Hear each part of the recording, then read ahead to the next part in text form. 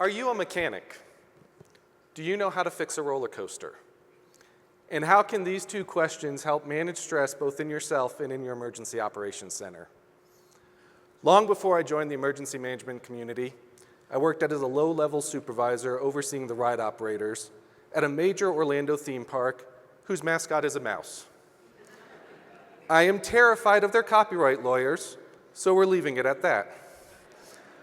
My boss was a guy named Wally Buchanan. There were 3 of us coordinators, low-level supervisors on duty at a time. And we had a very simple morning routine. We'd come in, check the call-in line, make some staffing adjustments, and then we'd hand these checklists to each of our employees, all the things that needed to be done before the park could open. They'd bring back the checklist, and then at 9 o'clock, a big fanfare would play over all the loudspeakers. The park was open, the guests would come pouring in, ready to enjoy their vacation. And then after that fanfare played, Wally and us 3 coordinators, we'd all go to the cafeteria and have breakfast together. Now, as tends to happen in business, there was a reorganization. Wally was no longer our manager. Us 3 coordinators each got scattered to different areas of the park, but we maintained our breakfast routine. My new area was called Sunset Boulevard. It was home to Rock and Roller Coaster and Tower of Terror. Now, Rock and Roller Coaster is an indoor roller coaster. It goes from 0 to 60 in 2.8 seconds, into 3 loops, complete darkness, rock and roll music blasting in your ears.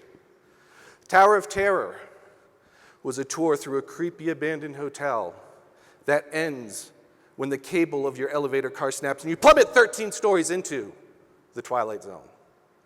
These were the biggest, baddest, most exciting, most popular rides in the park, if not all of Central Florida at the time.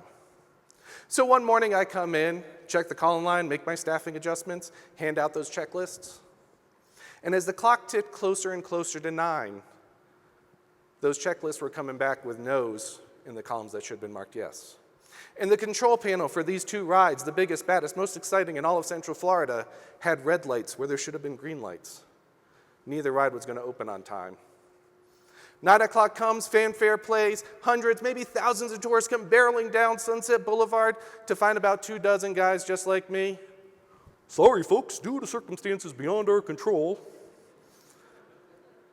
In the middle of all this, I hear a little chirp, chirp sound in my radio earpiece. It was Wally, private message. Hey man, I'm in the cafeteria, breakfast time, where you at? Now, I was fairly new in the theme park business, but I know if your 2 biggest, baddest, most exciting attractions all of Central Florida broke down, that's a very big deal. Hey Wally, don't know if you heard, tower and coaster both down. Blip, blip. You a mechanic? No, Wally. Blip, blip. Do you know anything about fixing a roller coaster? No, Wally. Then get your butt to breakfast. Are you a mechanic? Do you know how to fix a roller coaster? At that moment, I was getting stressed out because I knew I was involved in a very big deal in the theme park business. What Wally pointed out to me was, even though I was proximate to the very big deal, even though I was in the same geographical region as the very big deal, it was not my very big deal. Now, we carry that over to our emergency operations center. If your emergency operations center is active, staffed, operating, something is going on in your community, that classifies as a really big deal. And we're bringing in people from all different disciplines: fire, medical, law enforcement, public works, finance, human resources, some experienced seasoned responders with stress management, others office dwellers that have never responded to an emergency before. And in that environment, there's that guy. Sorry to make it gender biased, but you know what I'm talking about. Phone stuck like this, yelling commands into a radio, 5 empty cups of coffee around him, sending a text message. Don't worry about him. We have stress management tools for that guy. Think about the person next to him, because he's radiating this energy. And that person sitting there going, oh my gosh, I should be doing something. This is a big deal. This is a very big deal, very big deal. Are you a mechanic? Do you know how to fix a roller coaster?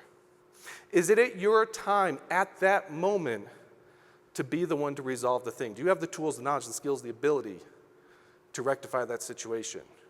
Or are you just feeding off the stress of the situation? In Florida, we have these pesky things called hurricanes. You may have heard of them. They're great because they give you plenty of notice, days, sometimes, thank you National Weather Service, weeks of lead time, a lot of time to prepare for these. Also a lot of time for your team to burn themselves out for no reason. The storm has phases for us. There's pre-storm, there's during the storm, there's post-storm, there's long-term recovery. I expect in the pre-storm phase my sandbag teams to be operating on all cylinders. I expect my shelter prep teams to be rocking at 100%. I expect the evacuation teams to be going out doing their things. But if I look across the EOC and I see my damage assessment team, stress meter start to go 8, 9, 10 into the red zone, and there's no damage to assess yet, are you a mechanic? Do you know how to fix a roller coaster? And if the answer is no, go have some breakfast with your friends. Thank you.